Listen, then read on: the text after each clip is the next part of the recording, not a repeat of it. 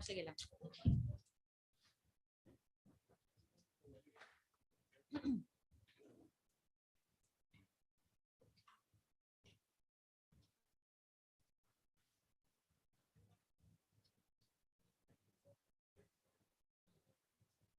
May stats. Well, stats.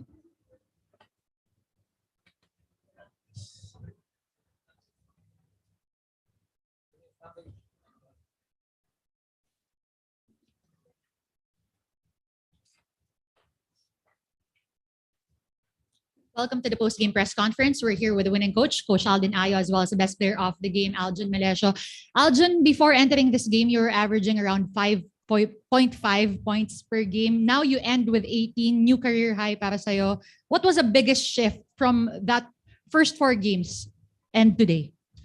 I think siguro yung first few games ko, I was still adjusting sa like paano kasi ibang team ko before, so iba yung adjustment ko coming to Coach Alden. Parang hindi na ako sanay na laruin yung game ko. Pero the past few games, lagi ako ni-remind ni Coach na just play your game. Alam niya naman niya yung laro ko. So for me, nawala yung pressure sa akin na hindi na ako takot magkamali. Alam ko na may tiwala yung coach sa akin. May mention ni Coach Alden a while ago na crucial yung first 5 minutes. Hindi lang para basahin nyo kung ano yung igagalaw ng San Miguel, but also like how you guys would play. How did you feel after the first 5 minutes, especially dahil kayo yung may control ng laban? Before the game, sabi lang ni Coach na we have to start strong kasi we have to dictate the game. Pero yun nga, kahit ganun yung start namin, it's San Miguel, so naka-adjust pa rin sila. So, I'm happy rin na nag-react yung mga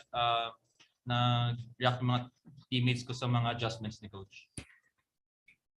Coach Quincy Miller, almost a triple-double in a very unusual way.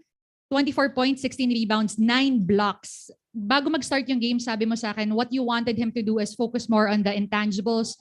And pwede rin yung depensa na. After that performance, are you happy with what he showed you, especially yung mga hinihingi mo sa kanya?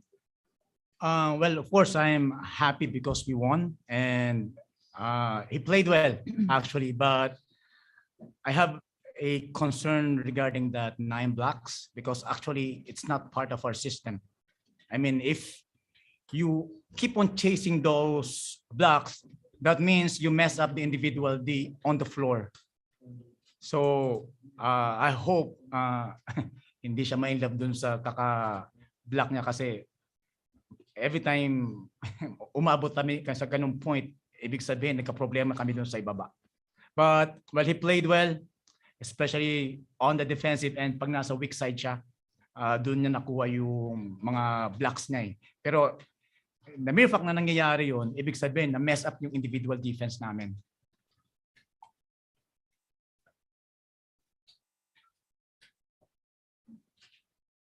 Coach, I also wanted to ask about Mike De Gregorio. The last time he played before tonight was September 23 pa po against Terra Firma, playing only 4 minutes. I heard nag-usap daw kayo a few days ago. Can you tell us more about that discussion? Well, he approached me and he asked me why he doesn't have the minutes. And I explained it to him that, well, you have to adjust first to the system. It's not only the offensive end, not only on the offensive end, but more specifically on the defense because we prioritize it. And well, I appreciate Mike this honesty. I mean, he approached me and, Coach, what's wrong with me? So since he opened that communication, well, I was able to open everything to him. And well, he listened. And before the game, I told him, Mike D, don't be afraid to commit mistakes. Just play your game. You're going to get the minutes, but no pressure. Just play your game. And I told him also, we're going to look for you. We're going to execute the plays, and most likely the ball will end up on you. All right. At this point, we open the floor to our friends from the press.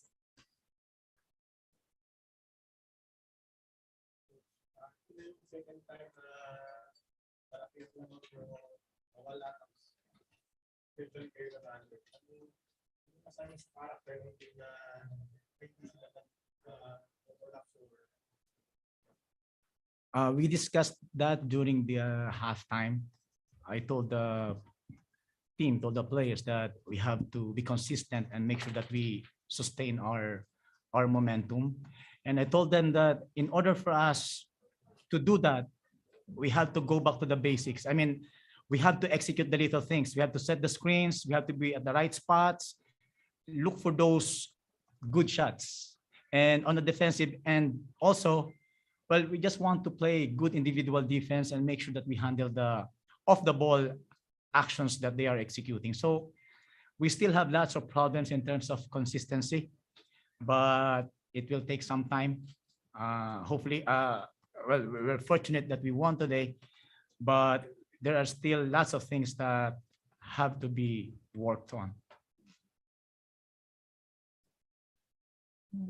Yes. Were you surprised that San Miguel didn't give the foul immediately with 7 seconds to go?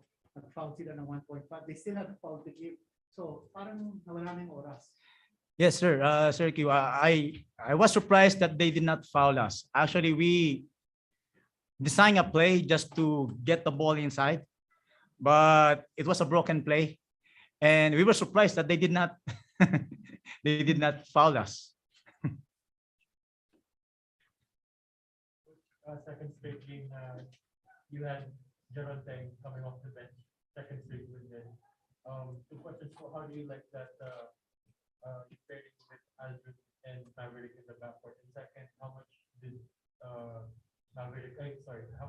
Maverick's strong play contribute to that decision to move Geraldine?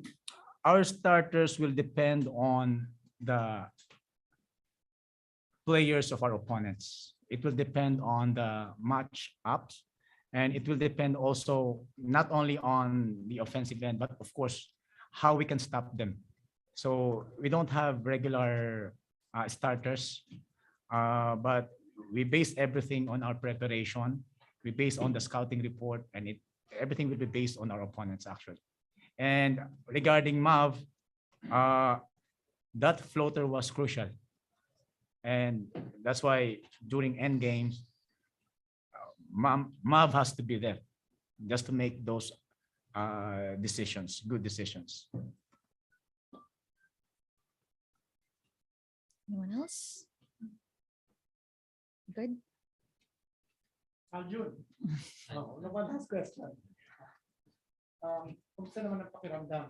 You were able to dish off passes that led to tremendous baskets. At saka ikaw din, no? You were able to keep your voice, especially since the defense was beginning to really hum towards the end.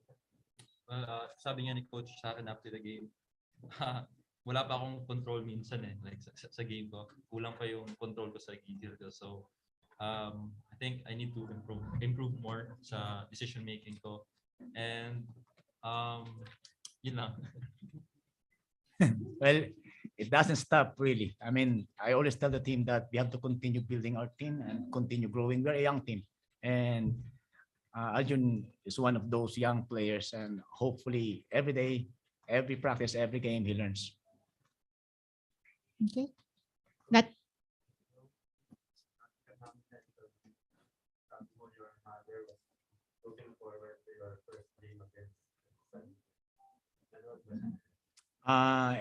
she was not able to watch because she had a chemotherapy today. It's Friday, but for sure, while she's having chemo at St. Luke's, she has the cell phone and she's watching on the phone, and I'm sure she's very happy because ito yung kinakatakutan niya yung team na to. Pero sinasabihan ako na wala naman si Junmar eh.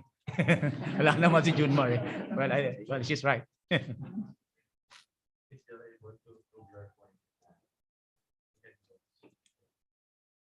Well, thank you for that. Thank you.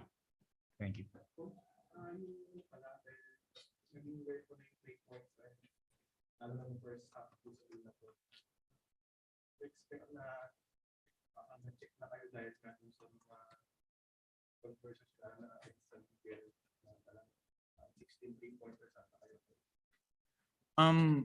it won't change. We have players who can shoot from the outside.